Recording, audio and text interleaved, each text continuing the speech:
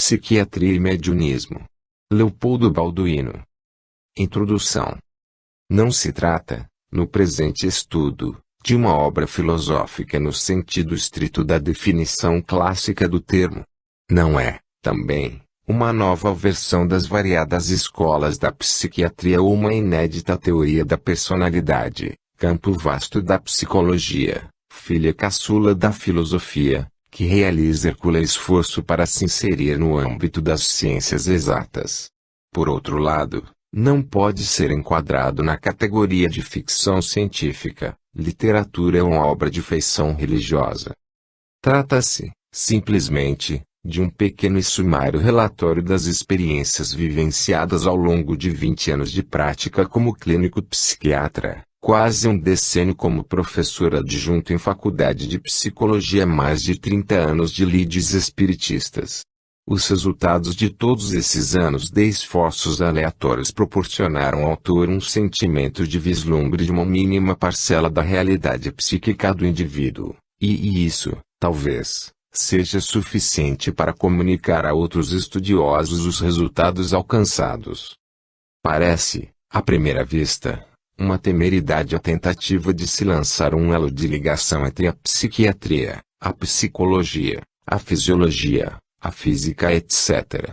por um lado, e os fenômenos ditos mediúnicos, metapsíquicos, parapsicológicos ou meros produtos de superstições, charlatanismo ou excrescências psicopatológicas de personalidades enfermas, por outro. É possível que o autor seja rotulado como pretensioso em demasia, detentor de desmedida ambição intelectual ou, simplesmente, portador de algum distúrbio psicopatológico. Contudo, as impressionantes ocorrências observadas ao longo desses anos permitem supor que esse testemunho seja de real valor a tantos outros que lidam com essa classe de fenômenos, ou tenham algum interesse científico pelos mesmos, seja pela labuta diária com doentes mentais, profissão de fé ou necessidade interior de busca de novos parâmetros que os norteiem em suas vidas pessoais. Outra justificativa para escrever este ensaio é a confusão generalizada que reina nesse campo do conhecimento humano. Se, por um lado, a ciência acadêmica abomina essa classe de fenômenos, por considerá-los como meros produtos de psicopatia, quando não de fraude ou trapaça, de outro não é incomum a observação de pessoas adotando princípios tão obscuros e bizarros que não raros se colocam em desacordo com a própria corrente religiosa que se filiam. Em As Variedades da Experiência Religiosa, o grande psicólogo anglo-saxônico William James observa que uma autêntica experiência religiosa de primeira mão, como esta, se destina a ser uma heterodoxia para as pessoas que a presenciarem, aparecendo o profeta como simples louco e solitário. Se a sua doutrina for tão contagiosa que se estenda a outros, passará a ser uma heresia definida e rotulada. Mas se ela, ainda assim, continuar suficientemente contagiosa para triunfar da perseguição, converte-se-á em ortodoxia, e quando uma religião se converte em ortodoxia, o seu dia de interiorização já se foi, a fonte secou, os fiéis vivem exclusivamente de uma fé de segunda mão. Esse notável psicólogo observou a quase universalidade do ódio nato ao estranho e aos homens excêntricos e não conformistas, e a paixão por impor a lei na forma de um sistema teórico absolutamente fechado. Esses aspectos idiosincrásicos da natureza humana tendem a ser em parte dissolvidos pelas experiências autênticas. Outro obstáculo é o fato de pessoas portadoras de graves distúrbios psicológicos terem uma tendência atávica pelas correntes que lidam com fenômenos ditos paranormais. É comum, em psicopatologia, a observação de portadores de ideias delirantes e feição mística, com ou sem distúrbios senso-perceptivos. Aqui, Mira Y. Lopes diz que a distância entre o sublime e o ridículo não vai além de um passo. Talvez esse seja o motivo para a alegoria de ser a senda difícil e estreita como o fio de uma navalha. Além disso, o sofrimento de milhões de pessoas a necessitarem de cuidados psicoterápicos, nos serviços de pronto atendimento ou ambulatoria, especializados ou gerais, ou em grupos de ajuda de feição mediúnica, cabines de passes, curadores psíquicos etc., por si só justifica plenamente um estudo dessa natureza. No Brasil, muito grande o número de boas clínicas médicas ou psiquiátricas de orientação espírita. Cresce, a cada ano, o número de médicos, psicólogos, sociólogos, antropólogos, assistentes sociais etc., adeptos do espiritismo ou de outras correntes de feição espiritualista. Existem mais de 100 hospitais espíritas de psiquiatria no país. Fortaleza, Palmeio, Morrinhos, Goiânia, Anápolis, Jataí, Brasília, Rondonópolis, Paranaíba, Campo Grande, Campos, Rio de Janeiro, Belo Horizonte, Uberaba, Curitiba, Campina Grande, Porto Alegre, São Paulo, Franca, Araraquara, Barretos etc., são exemplos de cidades que possuem instituições dessa espécie. No estado de São Paulo, esse movimento é tão amplo, que existe uma federação dos hospitais psiquiátricos espíritas do estado de São Paulo. Todas essas instituições funcionam a contento, com profissionais idealistas e competentes, devidamente fiscalizadas pelos conselhos regionais de medicina tanto em seus fundamentos técnicos científicos como ético-profissionais, punindo até mesmo profissionais que não seguem esses preceitos, conforme fatos de ampla repercussão nacional através da imprensa. As dificuldades, tanto teóricas quanto práticas, são imensas para quem quer que se proponha a lidar nessa área. Exemplificando, tem-se o quadro das neuroses histéricas, com crises dissociativas da consciência.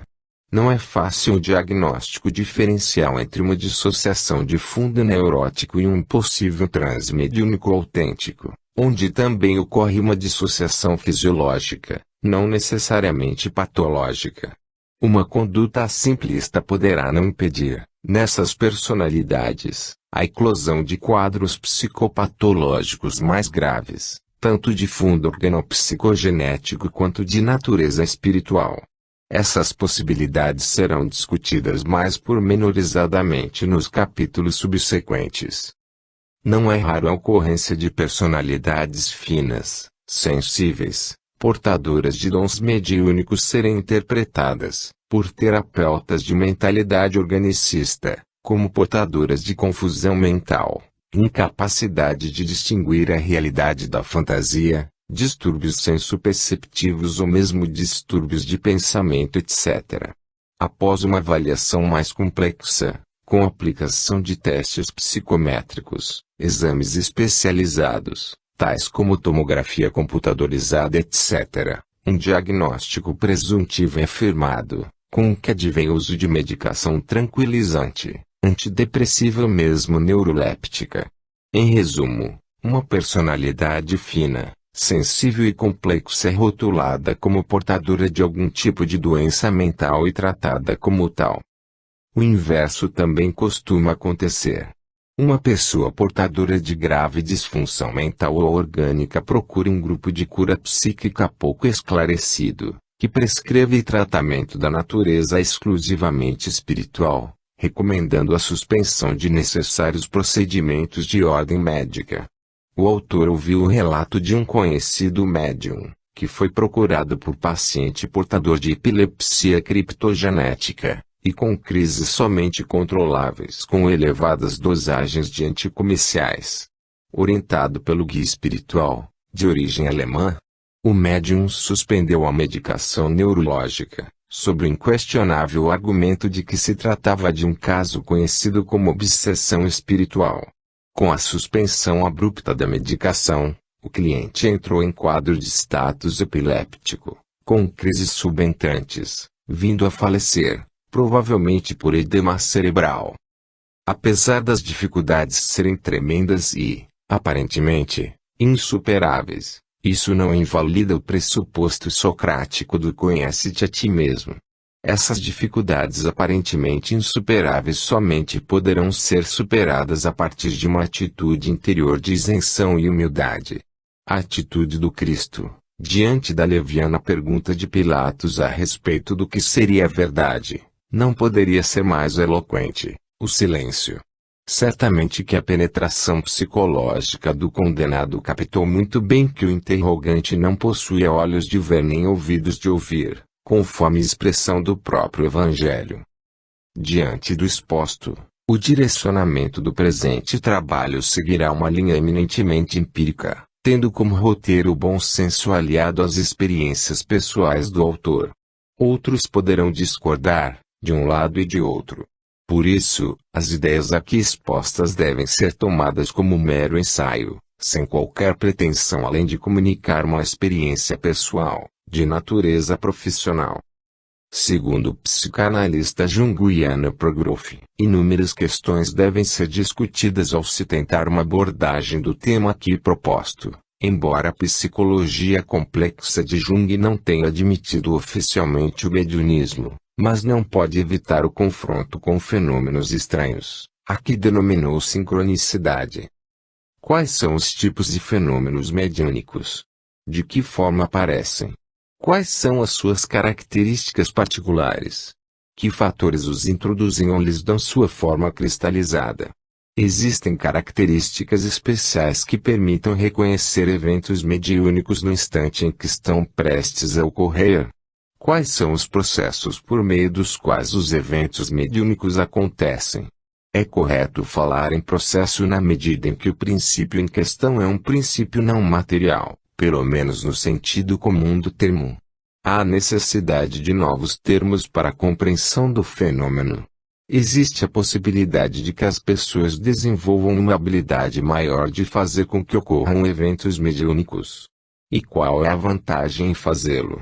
Quais os riscos que essa prática implica? Será possível desenvolver uma sensibilidade maior ao funcionamento do processo mediúnico? Podem-se desenvolver meios de entrar em relação mais estreita com ele? Convém dizer que o conceito junguiano de sincronicidade difere do conceito espírita de mediunismo, embora, no julgamento do autor, alguns fenômenos sincronísticos possam ser classificados como mediúnicos. Em relação aos postulados teóricos em que se baseiam as observações que aqui serão feitas, existe, por um lado, a psiquiatria clínica, inserida no campo mais vasto das ciências médicas, embasada na fenomenologia, anatomia, fisiologia, endocrinologia, genética, farmacologia etc. Contudo, a maioria dos psiquiatras concordam que a psiquiatria, enquanto ramo da medicina, não atende às necessidades de uma mais profunda e abrangente compreensão do indivíduo.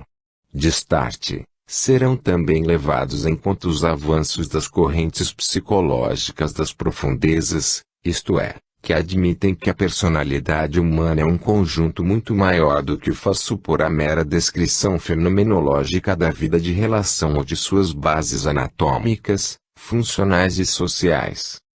Dessas correntes, que admitem a existência de instâncias inconscientes, o autor mais proeminente é o grande psiquiatra suíço Carl Gustav Jung que, segundo a opinião abalizada de Raul Lindsay, é o psicólogo mais em evidência, depois de Freud, e a sua influência nos meios acadêmicos tem crescido de modo impressionante depois de sua morte nos anos 60. Teorias da personalidade. Do outro lado serão básicos os postulados do espiritismo científico, tal como sistematizaram a Kardec, Aksakoff e outros, dando-se especial destaque à impressionante coletânea do autor espiritual André Luiz. Isso porque, no entendimento do autor, é a posição espírita mais simples, concisa, eficiente e de maior poder heurístico entre as diversas escolas espiritualistas, além, como já foi dito, do seu extraordinário desenvolvimento no país. Progroff assinala que os eventos sincronísticos, em linguagem junguiana, são muito mais comuns do que se supõe, ocorrendo de maneira trivial sem que sejam percebidos ao longo de toda a vida pessoal. Eles afetam de maneira decisiva o destino pessoal de várias formas, não necessariamente reconhecíveis, porque não são, geralmente, estudados à luz da sincronicidade, ou do mediunismo, ou outra terminologia específica.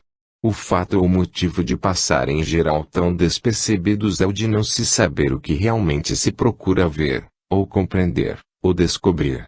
Para tal é preciso Listening with a third ear. Como dizem os ingleses. Quem desconhece uma história semelhante à da pessoa que está tentando se tornar um artista que, por isso, reúne suas escassas economias e vai morar num quarto, esperando poder vender um quadro antes que o dinheiro acabe. Ela, porém, não consegue vender nenhum quadro, e o seu dinheiro se esgota. Mas no momento em que está desistindo de sua arte, já em desespero, chega um telegrama avisando que um parente distante faleceu deixando-lhe uma pequena herança. Progrove. Esse exemplo demonstra o quanto ocorrências triviais e aparentemente fortuitas podem estar carregadas de significado, o que leva à hipótese de não serem meras coincidências. Esse modo de interpretar não tem nada a ver, do ponto de vista psicopatológico, com as percepções delirantes, tão bem analisadas pela fenomenologia. Coincidências estatisticamente significativas, portanto passíveis de ser submetidas à análise matemática, foram bem demonstradas por J. Berrini, da Duke University, e reconhecidas pela Associação Americana de Psicologia como cientificamente válidas. Saindo do campo da normalidade e adentrando no baldio terreno do patológico, Jung afirmava em 1959 que sabemos muito pouco sobre os conteúdos e a importância dos produtos mentais patológicos e, contra o pouco que sabemos, temos ainda certos preconceitos teóricos. Essa impressionante afirmativa foi feita após 50 anos da mais profícua labuta psiquiátrica de que se tem registro. O presente ensaio é baseado na vivência e da prática diária, ao longo de 2 décadas, no campo na clínica psiquiátrica. Todavia, mais que as experiências e pressupostos teóricos, o pensamento do autor é direcionado para as vivências pessoais, de caráter subjetivo, difíceis, portanto, de ser transmitidas em níveis meramente cognitivos. Contudo, a moderna física já demonstrou que a dicotomia cartesiana entre o ego do experimentador e o seu experimento não tem o menor embasamento nos fatos, pois no universo somente existe uma realidade da qual faz parte a mente e a subjetividade do observador. Essa descoberta fundamental da física das partículas confirma os pressupostos da posição espírita, como será visto mais adiante. Solicita-se ao leitor relevar a feição sumária e esquemática do presente trabalho, que não pretende esgotar o assunto, em si mesmo inesgotável. Simplesmente sugere, à luz da experiência do autor, na apaixonante labuta com a alma enferma, um posicionamento holístico. Assim, o escopo deste ensaio é contribuir com ideias e sugestões para futuros especialistas, terapeutas ou não, no sentido de alargar os horizontes ainda demasiado estreitos das ciências médicas em relação à alma de seus clientes. 1. Posicionamento filosófico. A abordagem do tema proposto implica grandes dificuldades, tanto teóricas quanto práticas, devido ao fato de se ter que partir de aspectos objetivos, tais como o corpo, com sua anatomofisiologia bem definida, ou o comportamento aparente do indivíduo para, em seguida, adentrar as variáveis subjetivas, englobando, finalmente, aquelas funções conhecidas como mediúnicas, paranormais, sincronísticas ou simples coincidências ou erros de julgamento, como querem crer os céticos. É conveniente, portanto, a fim de se evitar cair num emaranhado de conceitos obscuros ou mal definidos, o delineamento do posicionamento filosófico que irá nortear as interpretações dos fenômenos que serão aqui analisados. É conveniente frisar que a exposição dos temas abordados evitará, na medida do possível, especulações e sutilezas teóricas, atendo-se o mais possível à análise objetiva e pragmática dos fenômenos. Isso sem se cair na atitude simplista de cunho emocional como a do próprio Freud, quando repreendeu o seu discípulo favorito Jung, alegando que tudo não passava de bobagens, memórias, sonhos e reflexões. Jung. Não é possível, ao abordar um tema tão singular, passar vista larga a uma postura filosófica a nortear a interpretação científica desses fatos. Do ponto de vista da filosofia, é de grande importância, para a compreensão do comportamento humano, a questão de ter o homem alma ou não, e, se a tem, em que sentido. Essa questão é certamente das mais difíceis de ser abordadas em face dos inumeráveis preconceitos e prejuízos intelectuais que elicia, e uma definição bem clara do posicionamento filosófico subjacente contribuirá muito, tanto na aquisição de uma compreensão mais acurada do tema como de uma maior tolerância para com aqueles que pensam e julgam de modo diverso, com igual razão, dentro de seus parâmetros. Essa postura, aliás, é imprescindível aos procedimentos de mútua ajuda, aparando arestas e pontos de atrito, nos processos psicoterapêuticos não apenas dirigidos às pessoas que sofrem de problemas mentais, como também aquelas em estágios dolorosos de amadurecimento ou reajustamento pessoal, social e espiritual. No presente capítulo pretende-se demonstrar que uma sólida convicção acerca das realidades espirituais, ou mesmo as diversas atitudes de fé, e uma consequente postura religiosa perante o destino pessoal e coletivo não são, de modo algum, uma irracionalidade absurda como quer crer a maioria das pessoas de mentalidade científica ou simplesmente materialista. Julgar que a crença na sobrevivência da alma seja um contrassenso não passa de um preconceito, fruto de uma postura intolerante e parcial.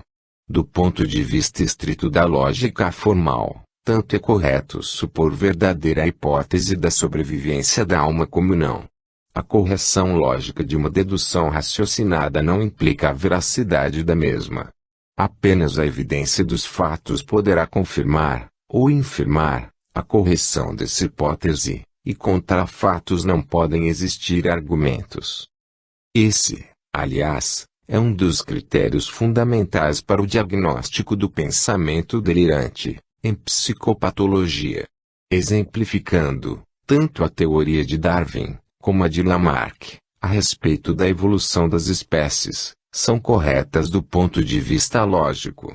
Mas, somente a primeira é aceita como verdadeira, pelos naturalistas, à luz dos fatos e dos dados coletados ao longo dos anos em todas as latitudes. É axiomático que contra fatos não podem existir argumentos, e se alguns fatos são incomuns, impossíveis de ser repetidos em condições controláveis, ou mesmo em contradição com as teorias vigentes, isso não implica, em absoluto, que sejam falsos. Ao ser indagado sobre as provas da sua notável teoria da relatividade, Albert Einstein declarou que ainda não possuía nenhuma, mas apenas evidências matemáticas, e que ela seria considerada válida somente enquanto pudesse explicar os fenômenos observados, e que, se apenas um fenômeno contrariasse os seus postulados básicos, toda ela deveria ser posta de lado como falsa. Com isso ele tipificou a mais importante atitude científica, humildade. Essa pureza científica é muito rara de ser encontrada, mesmo nos meios acadêmicos. Ao ingressar, o autor, na Faculdade de Medicina, a primeira aula programada seria uma introdução à histologia animal. Qual não foi a surpresa, quando o eminente catedrático passou a demonstrar que Deus não existe, e que o método científico é incompatível com o obscurantismo das superstições religiosas. Com notável preleção conseguiu enorme sucesso, diante de uma plateia com escassa formação científica. É interessante notar que o referido professor é detentor de impressionante bagagem técnico-científica, e, contudo, poderia ser descrito como um iconoclasta inveterado. Para ele, os compêndios de histologia, internacionais, eram todos cheios de erros, imprecisões e incongruências, desaconselhando os alunos a adquirirem tais compêndios. Estranhamente, porém, o notável professor não escrevera uma obra sequer, para suprir tão lastimável lacuna.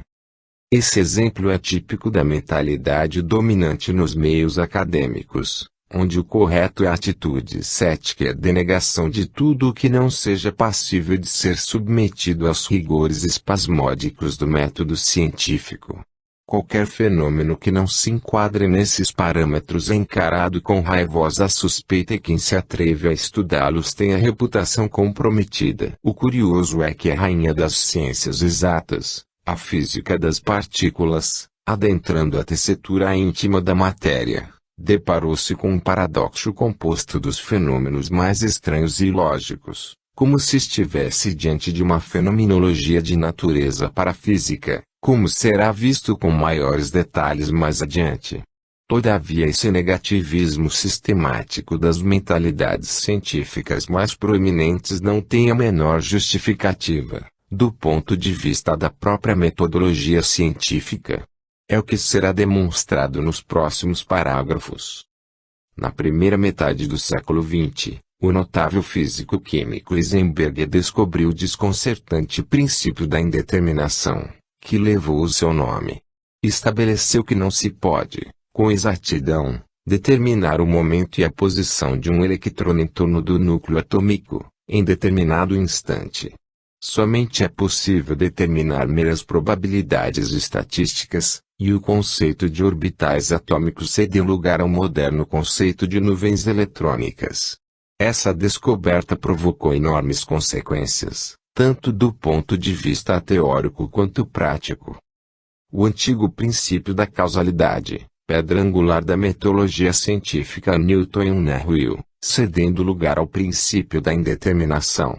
Em outras palavras, a lei de causa e efeito perdeu seu primado no campo das ciências exatas e, consequentemente, em termos científicos, não se pode propor nenhum enunciado, em termos absolutos. A certeza perdeu seu assento no bojo do edifício do conhecimento humano. Permaneceu apenas a probabilidade de aproximações tangenciais das realidades últimas do universo porque, matematicamente, sempre haverá a possibilidade de um determinado fenômeno, observado milhares de vezes, apresentar um comportamento outro que não verificado anteriormente.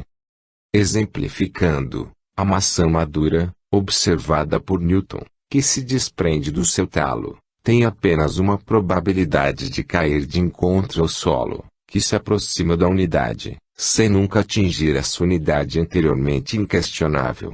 À luz do princípio da indeterminação, permanecerá sempre a probabilidade estatística dela se comportar de um modo completamente estranho, como ir parar dentro de um recipiente hermeticamente fechado, por exemplo.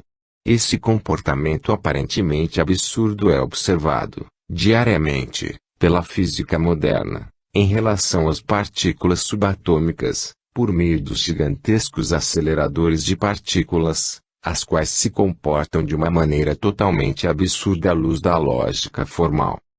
Uma tentativa séria de se levar essas extraordinárias descobertas ao campo da psicologia foi realizada por C.G. Jung, ao admitir um funcionamento psíquico de natureza teleológica e, claro, o quase impenetrável conceito de sincronicidade.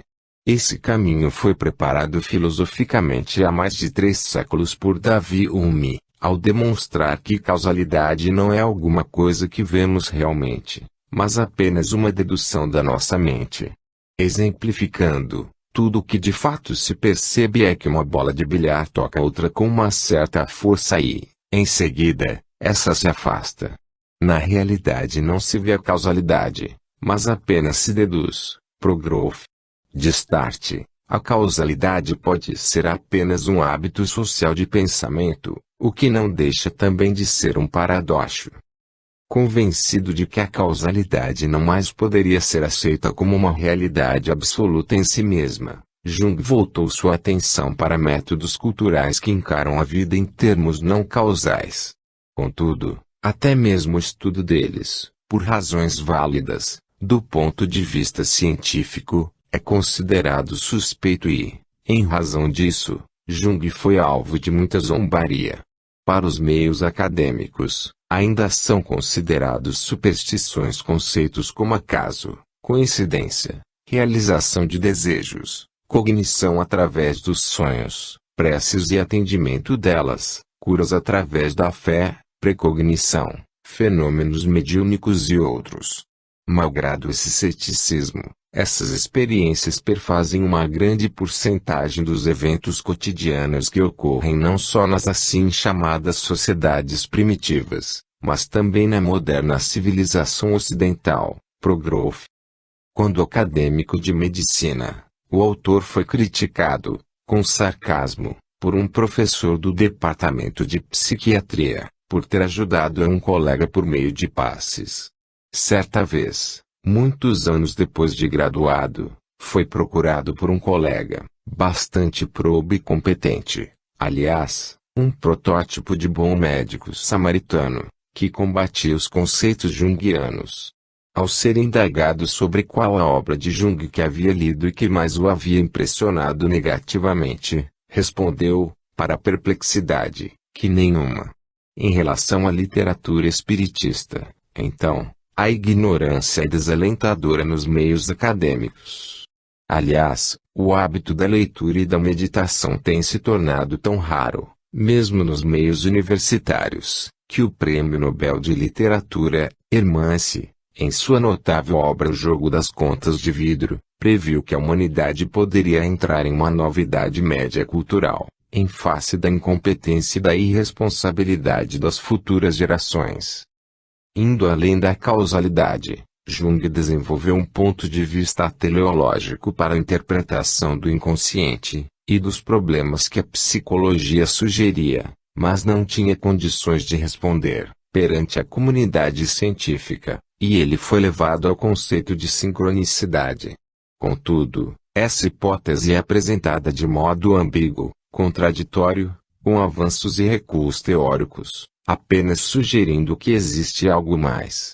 O obscurantismo do pensamento junguiano foi a única maneira encontrada para a introdução dessas realidades no pensamento científico dominante. É interessante recordar o furor desencadeado, na comunidade, pelas desconcertantes descobertas da física moderna, ao derrubar os edifícios newtoniano e euclidiano até então considerados como inamovíveis. Essa tática evitou, certamente, que os escritos de Jung tivessem o mesmo destino da metapsíquica de Charles Richet, William Crookes e os outros eminentes sábios dessa época. Assim, apesar de transformar o reducionismo causal da teoria psicanalítica de Sigmund Freud em uma interpretação teleológica do psiquismo e do destino do homem, passando pela audácia de incluir os princípios ainda imponderáveis, que agrupou no conceito de sincronicidade, Carl Jung, no julgamento autorizado de Raoul Lindsay é o psicólogo mais em evidência, depois de Freud, na comunidade científica internacional teorias da personalidade. Esse fato é deveras surpreendente e, por que não dizer, paradoxal. Não se pode passar por alto o fato de que Jung pesquisou o mediunismo, tendo até mesmo publicado uma monografia sobre o assunto, e encontrou no Xing uma das bases experimentais da sua hipótese da sincronicidade. Como se pode muito bem observar em sua autobiografia, Jung era, ele mesmo, portador de impressionantes dons mediúnicos, mas é provável que a comunidade científica não estivesse preparada para revelações de natureza tão transcendentais, daí a sua proposital ambiguidade. O fato é que o Xing ainda é muito pouco conhecido nos meios ocidentais. Trata-se de uma metodologia ou técnica similar ao fenômeno das mesas girantes, responsável pela difusão do espiritismo na Europa. O método do I Ching possui a vantagem de ser mais facilmente submetido à análise quantitativa, tal como as cartas Zener, da parapsicologia, e de não ter caído em desuso, como as mesas girantes. De maneira geral, os fenômenos ditos de efeitos físicos, pela posição espírita, tornaram-se bastante raros, nos dias atuais, além de dificilmente poderem ser submetidos à quantificação matemática. Voltando ao princípio da indeterminação de Heisenberg, se se tentasse estabelecer, com exatidão, a probabilidade da sobrevivência da alma, após a morte, seria necessário resolver uma equação matemática que suplanta as possibilidades atuais da mente humana. Isso não implica, em absoluto, sua impossibilidade. Nem mesmo as equações de onda das nuvens eletrônicas das mais simples moléculas foram ainda matematicamente solucionadas. Conseguiu-se algum progresso no que toca às nuvens eletrônicas de alguns átomos mais simples. Essas questões levantam problemas teóricos que somente as gerações futuras poderão resolver. Contudo, pode-se afirmar, sem medo de errar, que, no estágio atual do conhecimento científico, tanto é incorreto o fanatismo de alguns crentes, como o negativismo inveterado de alguns céticos, que refutam mesmo a probabilidade de os fenômenos existirem. Ambas as atitudes não são cientificamente corretas, mas podem ser classificadas como erros de julgamento. Quase sempre essas idiosincrasias são determinadas por emoções e conflitos inconscientes. É provável que uma atitude mais acertada e equilibrada seja uma interpretação equidistante dos fatos, embora, parodiando Shakespeare, o coração tem razões de que a razão nada sabe. E ficam desautorizados, pois, os cientistas materialistas mecanicistas, pelo próprio método científico, de prejulgarem teorias, hipóteses ou convicções contrárias às suas, e sob pena de incorrerem em grave erro de julgamento, a menos que sejam tão radicalmente unilaterais como Lavoisier, ao afirmar que, se visse um cadáver ressuscitado, morreria mas não acreditaria, porque sabia que tal era impossível. A física moderna levou o conhecimento humano a níveis tão profundos, em relação às partículas subatômicas, que se tem um feeling de que se está, do ponto de vista da ciência oficial, no limiar de novos planos de existência, perante o universo, tais como outras dimensões, o contínuo espaço-tempo, o hiperespaço, a antimatéria, a matéria irradiante, etc. E por que seria impossível a existência de processos mentais nessas realidades apenas vislumbradas pela física moderna? A atitude de ceticismo exacerbado, aliado a uma obstinada recusa em aceitar fatos ou evidências que impliquem a confirmação da hipótese da sobrevivência da alma como sendo possível, ainda que de modo remoto, o autor denominou complexo de Lavoisier.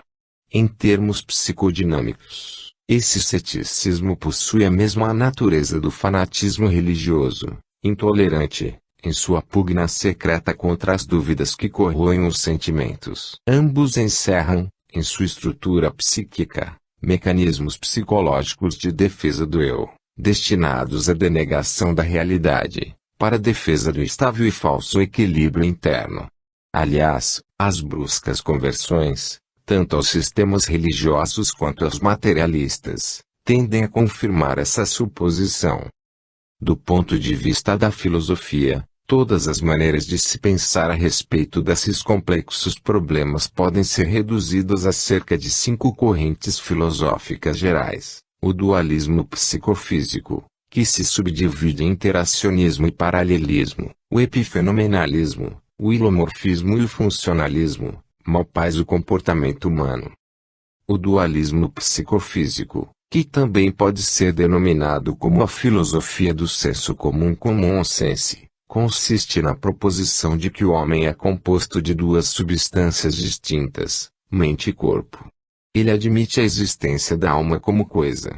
A dificuldade do dualismo psicofísico consiste em explicar como se relacionam essas substâncias entre si, e os seus adeptos seguem duas soluções distintas: o interacionismo de Descartes e o paralelismo de Jean-Linux. Essas noções de filosofia são básicas para uma melhor compreensão do mediunismo, à luz da posição espírita, conforme será visto com maiores detalhes mais adiante. O epifenomenalismo interpreta a mente como um mero epifenômeno do cérebro físico, isto é, um subproduto do funcionamento do sistema nervoso central. A posição espírita considera o cérebro apenas como instrumento da mente no plano físico e admite também a existência de um cérebro no corpo espiritual, ou psicossoma, ou perispírito. O gigante espiritual da antiguidade grega Aristóteles, discípulo de Platão, propôs explicar a mente como um atributo da forma do corpo humano, hilomorfismo. Exemplificando, o cão e o gato possuiriam mentes diferentes devido às diferenças morfológicas de seus organismos.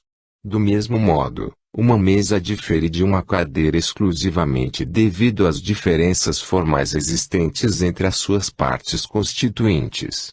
Assim, para o filósofo grego, a alma é um subproduto da anatomia do corpo físico.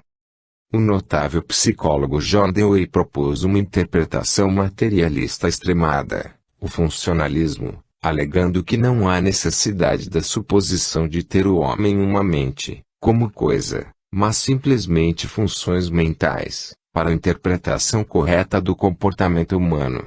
Desse posicionamento surgiu a importante e mais científica corrente psicológica, o behaviorismo. Para Dewey, basta o estudo de aspectos, tais como pulsões biogênicas, memória, atenção, reflexos etc., não existindo a necessidade da suposição de ter o homem coisas tais como mente, alma etc. O importante é que ao estudo do comportamento aparente, através dos estímulos, das respostas condicionadas, incondicionadas, do condicionamento respondente, operante etc., juntamente com a corrente reflexológica pavloviana, entre outras, intentaram esses cientistas do comportamento a criação de uma psicologia sem alma. É interessante notar que os mecanismos por meio dos quais atua a denominada lei de causa e efeito parece seguir as linhas mestras de algumas das descobertas fundamentais do behaviorismo.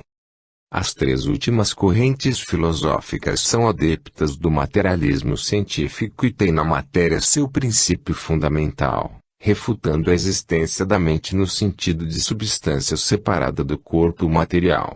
Convém lembrar que, para a posição espírita, o corpo espiritual também é material, se bem que num sentido diferente, conforme será analisado nos próximos capítulos. O campo das ciências que estuda a alma, psiché, é a psicologia, filha da filosofia, e é natural que os especialistas sejam influenciados pelos diferentes posicionamentos filosóficos subjacentes, pois é sabido que o pensamento filosófico sempre precede a experimentação científica. Assim fica claro porque, modos diversos de pensar, levam necessariamente a diferentes interpretações de um mesmo fenômeno. Além disso, hábitos de pensamento, condicionamentos culturais, necessidades afetivas, distorções perceptivas e meio ambiente também influem decisivamente nas conclusões individuais. Um exemplo concreto pode ser a marcação de um pênalti duvidoso, ou não, numa partida decisiva de um campeonato de futebol. A teoria psicanalítica de Sigmund Freud tem uma postura paradoxal materialista por definição do seu próprio criador. Adota conceitos nitidamente dualistas tais como conversão, projeção, transferência, deslocamento etc. Talvez por esse motivo alguns de seus oponentes, tais como Vandenberg, digam que o inconsciente do paciente é o consciente do psicanalista. Como se pode observar, as consequências heurísticas dessas proposições são imensas. Mas foge ao propósito do termo um maior detalhamento dessas consequências. Os espiritualistas, de um modo geral, são adeptos do dualismo psicofísico. Embora um número considerável aceite uma proposição unicista, também denominada monismo. Tal como Pietro Baldi, os dualistas psicofísicos dizem que o homem se locomove com o corpo físico, mas pensa com a mente, ou a alma etc. Assim, tudo no universo cai numa dessas duas categorias, ou seja, a dualidade espírito-matéria e a sua correspondente dicotomia mente-corpo. Os antigos gregos já se aprofundavam nessas discussões e criaram conceitos, tais como psique e psis. Todavia, do ponto de vista da lógica formal, o fato de duas partes ou aspectos de uma mesma coisa serem distintas não prova que sejam separáveis. Assim, O fato de a alma ser distinta do corpo não implica necessariamente que ela seja separável do mesmo. Exemplificando, esta página e as letras que a compõem são duas coisas distintas, mas, ao se destruir a página de papel, as letras necessariamente desaparecerão. Ficariam as ideias, e Platão já dizia que, com a morte, há uma separação entre o corpo, putrescível, e a alma, eterna matriz das ideias. Assim, pelo caminho estrito da lógica, a resposta à questão da sobrevivência da alma, ou não, depende exclusivamente do uso que cada um faça de suas percepções, sensações, representações, juízos e raciocínios. Os maiores pensadores de todos os tempos chegaram a conclusões bem diversas. Platão com o dualismo psicofísico e Aristóteles com o helomorfismo. À primeira vista, tais questões parecem áridas e insossas, tais como as discussões escolásticas medievais. A prática clínica, contudo, ao lidar com os horrores do sofrimento produzido pela patologia mental, demonstrou, a muitos, que elas possuem importância fundamental para o alívio do sofrimento, na medida em que auxilia ou determina qual o sentido e o propósito do destino individual. Jung descobriu que, a partir da segunda metade da vida, o sentido e o propósito existenciais, de maneira geral, e uma orientação de certa maneira religiosa perante a vida são poderosos fatores na profilaxia dos distúrbios psíquicos. Mesmo que se considere a religião como mero fruto de sugestão, os grandes neurologistas, tais como Charcot, Janet, Berenier e Freud já demonstraram o seu valor terapêutico. Marx também considerou a religião como um anestésico para o sofrimento das classes proletárias, mas sedare dolorem opus divinus est. Em última análise, contudo, não se pode afirmar que a posição espírita seja uma proposição dualista, no sentido estrito do termo. Segundo ela, o princípio material e o espiritual estão interligados por uma relação unívoca. Não se opõem entre si, mas se complementam.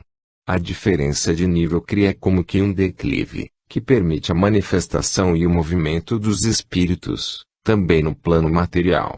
Certamente, esta é a maior vantagem do espiritismo sobre a maioria dos sistemas tanto religiosos quanto filosóficos.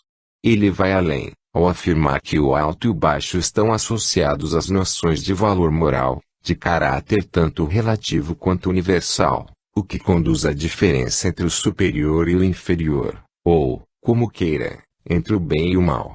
Quanto mais elevados os planos, mais dinâmicos os processos de fluxos de energia.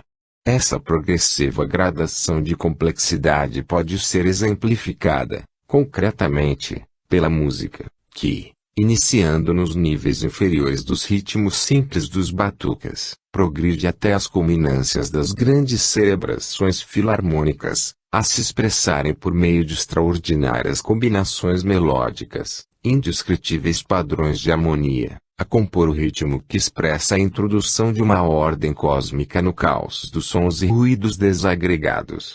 Essa concepção é semelhante à do milenar receptáculo da sabedoria chinesa, o I Ching, tão bem traduzido, para o alemão, por Richard Wilhelm.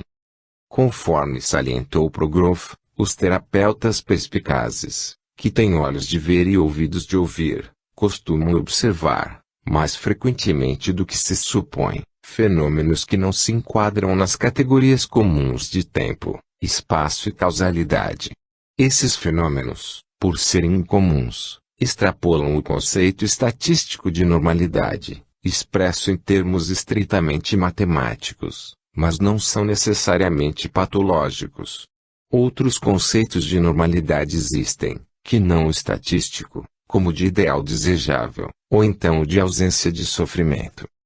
Na obra Psicogênese das Doenças Mentais, Jung cita o caso de um rapaz, portador de dementia praecox, que, não suportando mais os horrores e os tormentos, impossíveis de serem captados por mentes saudáveis, resolvera suicidar-se. Para tal, Subira no alto de um edifício e se preparava para se jogar pelos ares quando ouviu uma voz, imperativa, conclamando-o a desistir de seus propósitos.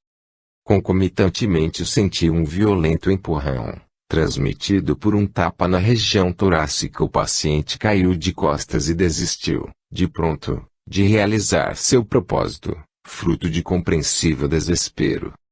Para o paciente, tratava-se de um fenômeno de realidade discutível. Acontece que, para espanto do médico, o tórax deixava transparecer as marcas das mãos que aplicaram violento tapa.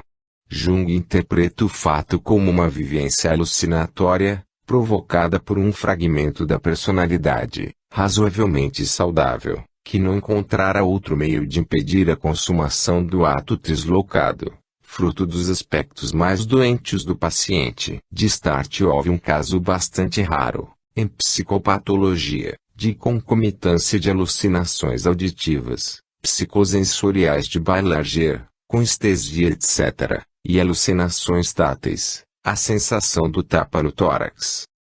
Contudo, uma análise mais aprofundada do fenômeno constatou as marcas, na epiderme, deixadas pela presumida alucinação tátil.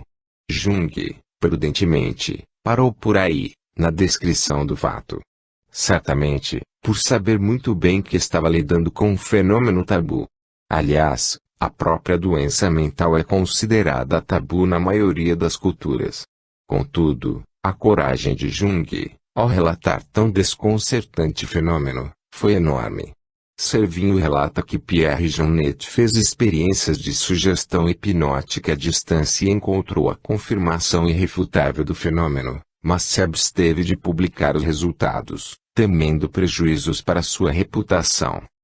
O autor foi médico de voo em uma base aeronáutica onde operavam aviões de caça supersônicos, que desenvolviam velocidades de quase 3 vezes a velocidade do som. Pôde constatar que inúmeros objetos voadores não identificados eram eventualmente detectados pelos pilotos, através dos radares de suas aeronaves que, após a caça, nada encontravam. O interessante é que tais pilotos, oficiais graduados, abstinham-se de transcrever tais ocorrências em seus relatórios de voo, temendo consequências negativas para o futuro de suas carreiras. Os temas tabus, estranhas ocorrências não usuais, como demonstrou Timberg, em suas experiências naturalistas, tendem a despertar sentimentos de medo, curiosidade e hostilidade nos membros de uma comunidade. Contudo, essas experiências foram realizadas em animais, e recebem a válida crítica aos raciocínios por analogia. Submetendo o caso relatado por Jung, que não é tão incomum como se supõe, a uma análise psicopatológica, fica algo que não pode ser completamente explicado pelas ciências médicas. Ora, sabe-se que as alucinações nada mais são do que falsas percepções. Segundo Bailanger, são fruto de uma sensação de origem interna, de mecanismo cerebral e não periférico, produzida de dentro para fora, embora seja vivenciada pelo eu, de modo errôneo e, consequentemente, patológico, como proveniente do mundo objetivo, sendo, portanto, secundariamente projetada no mundo exterior. O caso relatado por Jung possui as 3 características básicas das alucinações psicossensoriais descritas por Bailanger, ou seja, estesia, caracteres sensoriais, espacialidade, distância, orientação, perspectiva etc., e erro de julgamento, tomadas pelo eu como fenômenos objetivos e não subjetivos. Contudo, existe aqui um outro elemento, estranho, que não costuma ocorrer nos processos alucinatórios, estando, pois, fora do conceito de alucinação, as marcas no tórax, que poderiam ser tomadas como indício presuntivo da existência real de um tapa. Aqui, a penetrante análise psicopatológica não explica a contento. Jung, prudentemente omitiu a interpretação do estranho fenômeno. A não ser que se interprete a existência das marcas como consequência de uma reação fisiológica, urticariforme, da epiderme, diante de uma violenta emoção ou necessidade interior, a autoconservação. Ou então, alguém, ou o próprio paciente tenha desferido tapa. Entretanto, a anamnese cuidadosa pareceu excluir a última hipótese. Contrariamente a Tertuliano, que afirmava crer porque sabia que era impossível, certamente sem algum traço de complexo de Lavoisier, não é de modo algum anticientífico, nem supersticioso, admitir-se hipótese da intervenção de forças inteligentes, e de natureza moral, oriundas de um outro plano dimensional do universo. O princípio da indeterminação de Heisenberg permite atravessar o Rubicão, sem se deixar de lado o método científico. Fatos como esse não são incomuns. Pela posição espírita, o fenômeno relatado por Jung extrapola o campo estrito da psicopatologia dentro a categoria dos assim chamados fenômenos mediúnicos. Esses fenômenos não ocorrem com regularidade, são difíceis de ser quantificados, a menos que espetaculares, e em geral não são susceptíveis de ser repetidos pela experimentação em condições controladas. São como o vento, inesperados e imprevisíveis. Não é, todavia, científico negar-lhes simplesmente a existência devido a essas características desconcertantes. O seu estudo, do ponto de vista da metodologia científica, apresenta dificuldades, por enquanto, quase insuperáveis. Isso não implica que devam ser negligenciados, especialmente por aqueles que lidam com o doente psiquiátrico. Entre as consequências dessas influências, em psicopatologia, tem-se a forma de inexplicáveis impulsos para agir, inibições, ideias obsessivas, alucinações, fala ou escrita automática e mesmo fenômenos psicossomáticos. Maiers denominou-os de automatismo sensorial, motor, emocional ou intelectual. Contudo, todos eles podem ter origem na vida marginal da consciência ordinária, mais conhecida como zona do inconsciente, descoberta através dos estudos em pacientes histéricos, por Charcot, Binet, Janet, Breuer, Freud, Mason, Prince, Jung e outros. Para esses autores, tais fenômenos seriam consequentes à sugestão, pronunciada sensibilidade emocional ou tendência a automatismos. Segundo Freud, o mecanismo básico seria a repressão, do ponto de vista psicodinâmico. Segundo William James, se houver poderes superiores aptos a impressionar-nos, eles só poderão obter acesso a nós pela porta subliminal, op. Cite. Esse notável psicólogo diz que a mim me parece que os limites mais distantes do nosso ser mergulham numa dimensão inteiramente outra de existência do mundo sensível e meramente compreensível.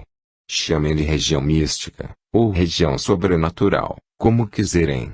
Na medida em que os nossos impulsos ideais se originam dessa região, e a maioria deles se originam dela, pois vemos que eles nos possuem de um modo que não podemos explicar articuladamente, nós pertencemos a ela num sentido mais íntimo do que aquele em que pertencemos ao mundo visível, pois, estamos ligados, no sentido mais íntimo, ao que quer que pertençam os nossos ideais. Não obstante, a região em apreço, invisível, não é meramente ideal, pois produz efeitos neste mundo. Mais adiante, o voltar-se para um plano mais alto é um ato distinto de consciência. Não é uma experiência vaga, crepuscular, semiconsciente. Não é um êxtase, não é um transe. Não é uma superconsciência no sentido vedântico. Não se deve ao auto-hipnotismo. É uma transferência da consciência, perfeitamente calma, sadia, racional, sensata, dos fenômenos de percepção dos sentidos para os fenômenos de vidência, do pensamento para uma esfera evidentemente mais alta. Tomo a dizer, não é hipnotismo op. Cite. Pags. 318, 319. Essa visão inteiramente pragmática da religião, entretanto. Toda vez que faço isso, ouço o monitor murmurando, a palavra bobagem idem. Contudo, além do adjetivo bobagem, costumo receber, Os fenômenos estranhos que serão estudados mais adiante, por parte dos alienistas, o rótulo tranquilizador de patos. Aliás, talvez seja de interesse transcrever a antipatia mórbida de Nietzsche pelas pessoas diferentes. Os doentes são o maior perigo para os sãos. Os mais fracos, e não os mais fortes.